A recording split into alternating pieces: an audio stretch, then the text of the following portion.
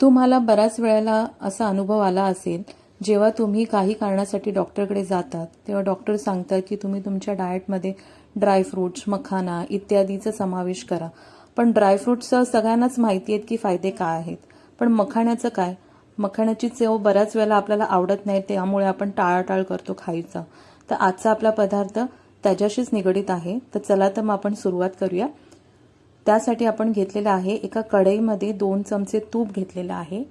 त्यावरती आपण 100 ग्रॅम मखाणा टाकलेला आहे. तो मंद आचेवरती आपल्याला भाजून घ्यायचा आहे. मंद आचेवरतीच भाजायचा आहे, कारण का आपल्याला त्याला क्रिस्पी होईपर्यंत व्यवस्थित भाजून घ्यायचं आहे.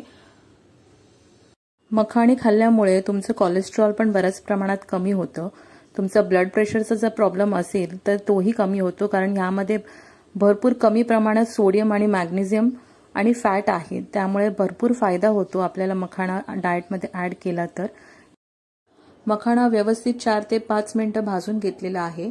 तर तुम्हाला बघू शकतात की तुम्ही कोणत्याही एक मखाणा हातात घेतला की त्याची पावडर होते. ते इथवर आपल्याला भाजून घ्यायचं आहे मखाणा. नंतर आपल्याला एका पातेल्यात काढून घ्यायचं आहे. त्याच कढईमध्ये आपल्याला एक पेला शेंगदाणे व्यवस्थित 2 ते 3 मिनिटं भाजून घ्यायचे आहेत खरपूस, आणि एका प्लेटमध्ये काढून घ्यायचं आहे आणि त्याची सालं काढून हे बाजूला ठेवून द्यायचं आहे. आपल्याला नंतर त्याची गरज लागणार आहे मिक्स करताना. नंतर त्याच कढईमध्ये आपण 1 चमचा तूप टाकायचं. त्याच्यावरती पाववाटी काजू, पाववाटी बदाम आणि पाववाटी इथे पंपकिन सीड्स घेतलेले आहेत. पंपकिन सीड्स म्हणजे भोपळ्याच्या बिया. ह्या तिन्ही गोष्टी आपल्याला 2 ते 3 मिनिटं तुपावरती परतवून घ्यायचं आहे. इथे हे जे आपण ड्रायफ्रुट्स वापरले आहेत हे ऑप्शनल आहेत. तुम्ही यामध्ये कमी जास्त करू शकतात किंवा ह्याच्या बरोबर तुम्ही पिस्ता वगैरे पण ॲड करू शकतात.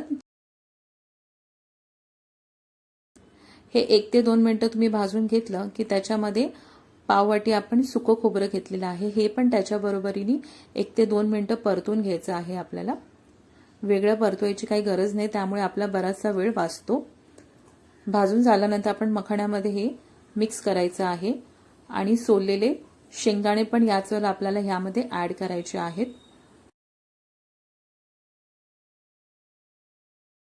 हे आपण 2 बॅचमध्ये ह्याची पावडर करून घेणार आहोत. हा आहे आपला पहिला बॅच.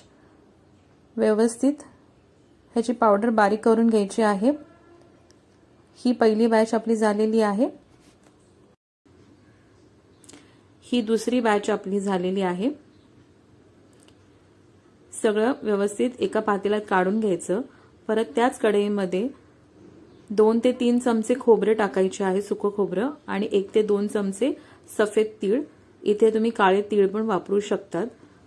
1 ते 2 मिनिटं परतून घ्यायचं आहे आणि हे पण आपण जे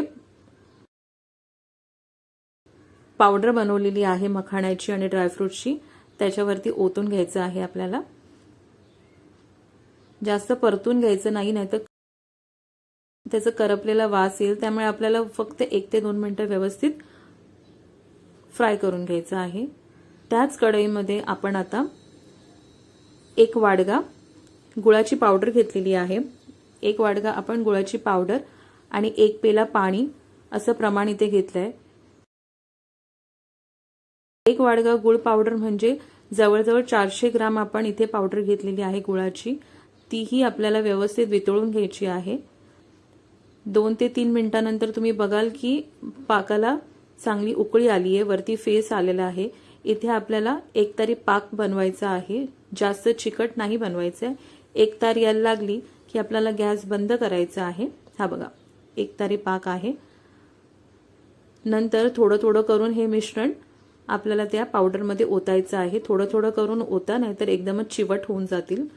जेवढी गरज असेल त्याचप्रमाणे तुम्ही ह्यामध्ये पाक टाकत राहा. सुरुवातीला एकदम हात घालू नका, नाहीतर हात भाजण्याची शक्यता आहे.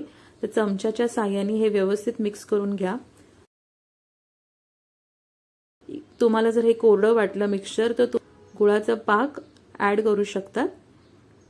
पण 100 ग्रामच्या मखाण्याला 400 ग्राम गूळ लागतं, हे प्रमाण आहे या लाडवाला. आणि थोडं गरम असतानाच लाडू वळायला घ्या. ह्याचे खूप फायदे आहेत. ड्रायफ्रूट्स आहेत त्यामुळे तुमच्या तब्येतीसाठी खरंच खूप छान आहे. मखाण्यामुळे स्किन टेक्स्चर तुमचं चांगला होतो. वेट लॉससाठी खूप चांगला आहे. कॅल्शियम भरपूर असल्यामुळे अर्थरायटिस पेशंटसाठी पण हा खूप फायदेशीर आहे मखाणा. तर हा लाडू नक्की एकदा करून पहा आणि कसा झालाय तुम्हाला मेसेज करून सांगा. आणि रेसिपी आवडली असेल तर लाईक, शेअर आणि सबस्क्राईब करायला विसरू नका. थँक्यू.